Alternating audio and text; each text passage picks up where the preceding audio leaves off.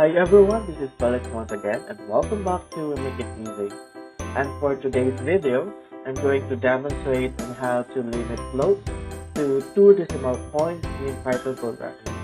And let's get started.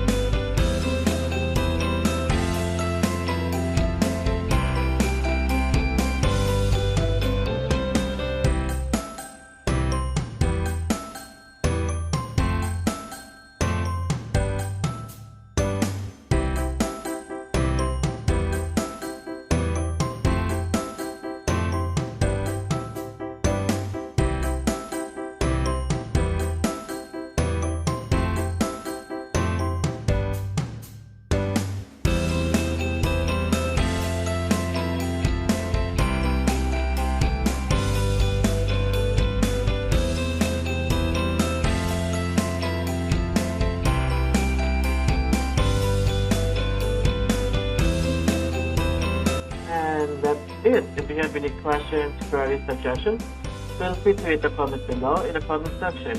And don't forget to like and subscribe to my channel.